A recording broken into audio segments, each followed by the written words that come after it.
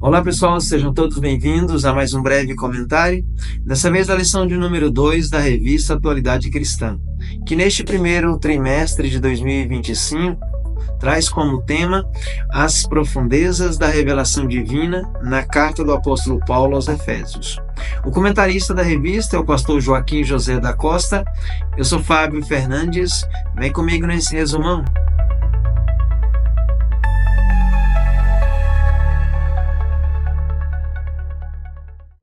Pessoal, a lição de número 2 vai trazer como título Fé e Amor, as motivações certas para servir.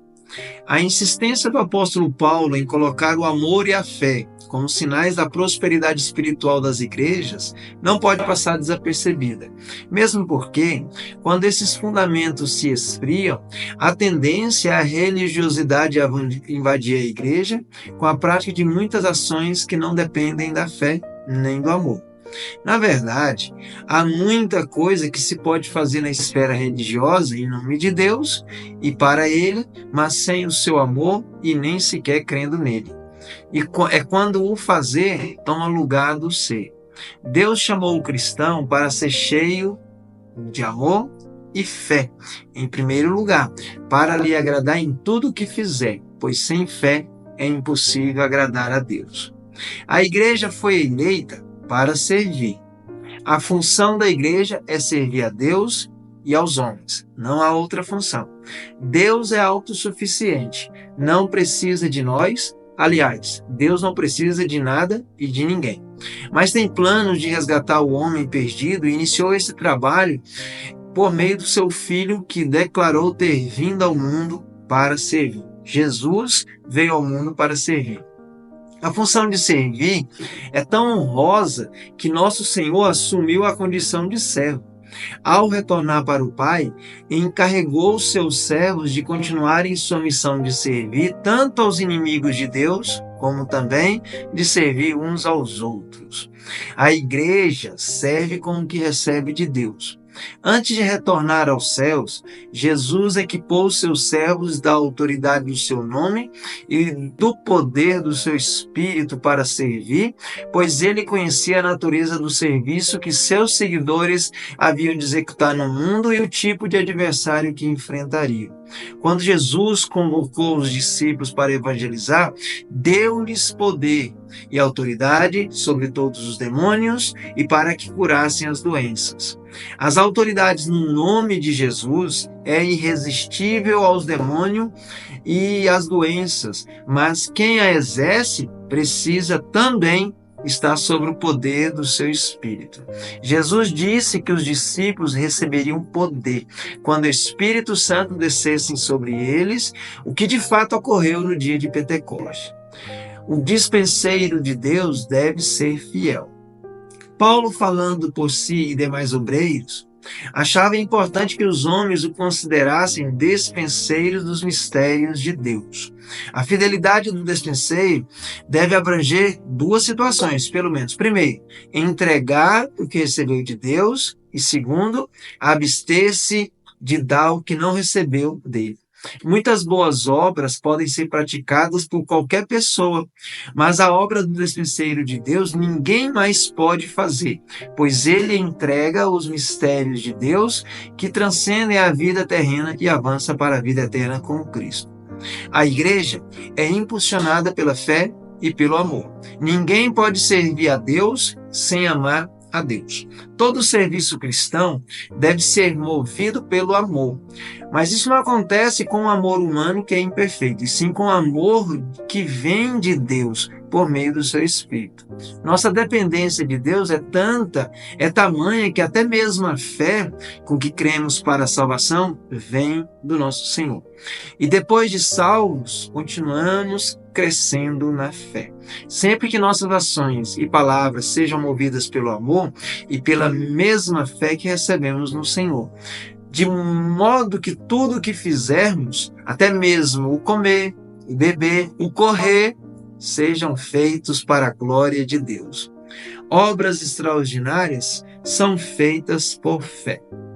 Obras ordinárias, como a prática de rituais e liturgias religiosas, podem ser feitas crendo ou não e sem o mover do Espírito. Uma igreja pode passar anos oferecendo sempre mais do mesmo, com poucas aderências e pouquíssimos novos nascimentos. Mas se os fiéis exercitam a fé e resolvem praticar o amor, então o Espírito Santo se move no interior de cada cristão e as coisas extraordinárias começam a acontecer, chamando a atenção de pessoas carentes. A sociedade precisa de Cristo e tem sede dele, mas está cansada de religiões que nada lhe acrescentam. É tempo de viver o extraordinário de Deus sobre a vida ordinária do homem. O amor cristão é caracterizado pelo sacrifício. Amor cristão é o amor de Cristo internalizado no coração do crente pelo Espírito Santo. Ele traz consigo a resignação de Jesus em sofrer o que for necessário pelas mãos dos homens perdidos para os salvar da perdição.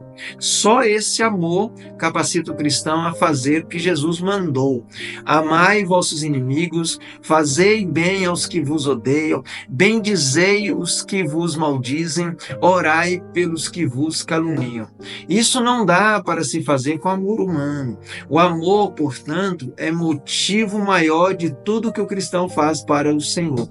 Ele torna o crente especial nesse mundo carente. Motivações erradas para servir ao Senhor. Primeiro, para agradar aos homens.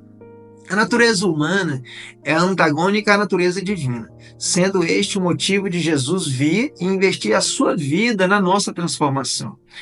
A essa mudança de vida, Paulo chama de reconciliação, dizendo que por meio de Jesus, Deus nos deu o ministério da reconciliação e por meio dele nos confiou a mensagem da reconciliação. Todo homem precisa reconciliar-se com Deus, porque o fato de ser pecador já o constitui inimigo do Criador. Não há como agradar a Deus e ao homem, a menos que esse se converta.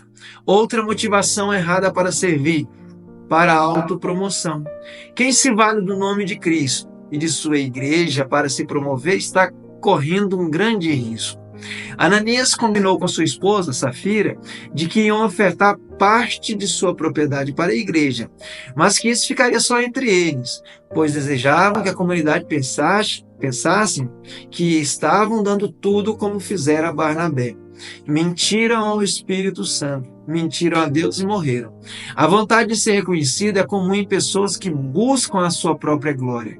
Se alguém se vale da igreja, de Deus, para a vanglória, está no lugar errado e deve repensar sua conduta diante de Deus.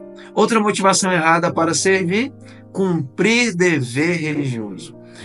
É pouco produtivo o ato de congregar apenas para marcar a presença entre os cristãos, sem prestar atenção na palavra, sem participar das orações, dos louvores e do relacionamento com os outros irmãos. Paulo ensina que quando nos reunimos, cada um de vós tem salmo, tem doutrina, tem revelação, tem língua, tem interpretação. Faça-se tudo para a edificação da igreja. A expressão cada um de vós sugere a participação de todos. Uma reunião de celebração onde uns poucos fazem tudo e a maioria não participa do polo ativo, sendo apenas consumidora, não é um sacrifício completo. Outra motivação errada para servir, a mais grave na minha opinião, por motivos financeiros. Outro motivo errado de servir a Deus é quando o foco está no valor da oferta. Alguns pregadores e cantores são tentados a se inclinar para esse fator financeiro. Outros, porém, deixam isso nas mãos de Deus, que sabe muito bem que eles precisam do sustento. Uma igreja pode contribuir com pouco ou até nada, mas outra pode ajudar em dobro. O importante é servir com alegria e gratidão pela honra de poder oferecer o sacrifício espiritual ao Senhor. A fé e o amor devem ser as motivações básicas do serviço cristão e recebemos ambos de Deus.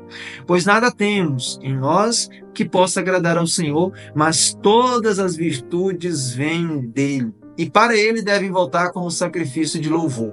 Ele nos dá a fé para realizar obras sobrenaturais e nos dá o amor para amar o inimigo, assim como ele fez. A ausência da fé e do amor nas ações cristãs dão lugar à religiosidade formal, que é incapaz de transformar vidas e gerar um novo nascimento.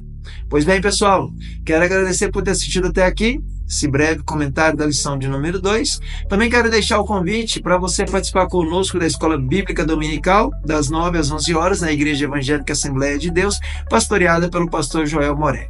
Nós estamos localizados na QR 118 Lotear, ao lado do quartel do Corpo de Bombeiro de Santa Maria, Distrito Federal.